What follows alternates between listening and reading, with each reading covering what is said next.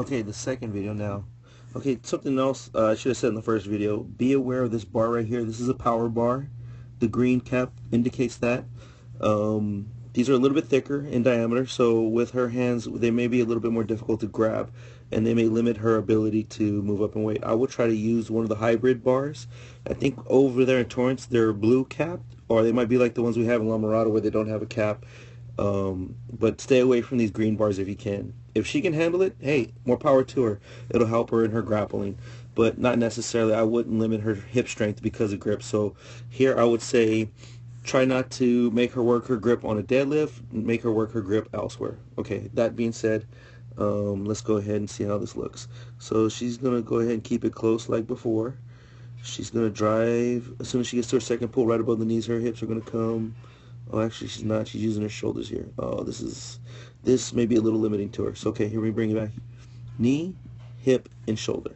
Now, notice their relationships of where they are in space, and let's see who changes position more. So she's going to go ahead and pull, pull, pull. Notice that her knee and her hip are in the same position. Her shoulder is not. That's telling me that her shoulder is doing most of the movement. So what I would like to see in this position is more of her hips driving forward. Now, her shoulder will move, of course, but obviously her hips would not be in that same position. So I'm going to highlight it again. Hips, shoulders, knee. Notice her hips are still there. In this motion, just like a kettlebell swing, her hips are the primary mover. Hip hinge. She needs to squeeze those glutes. Drive that hip up under those shoulders. This has to be the main force.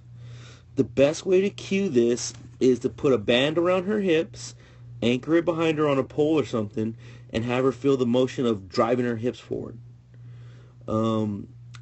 Just like in jiu-jitsu, she knows that to control her opponents through her hips. So she has to learn how to drive her hips. That is her power source.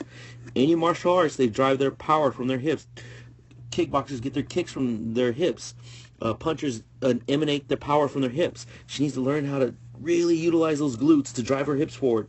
That's going to be the transfer over to her power in jiu-jitsu and all around, as all the sports I said. And you can tell that there's a big distance from her and the bar right here too.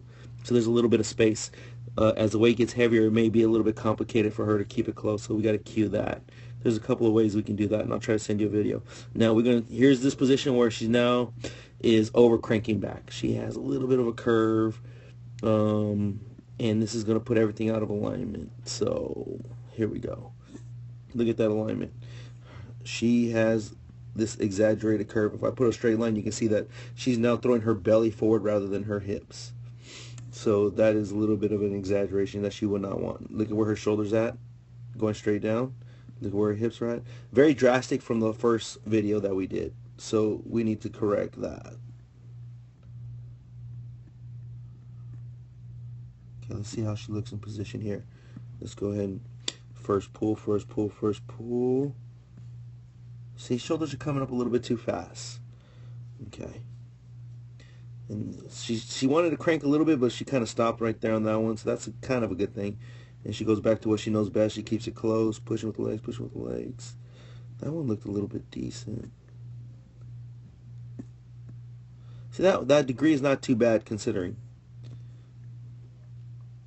And look at, all right, I'm going to draw that line again. You see the difference there? Better position. Better position. So prevent that over cranking.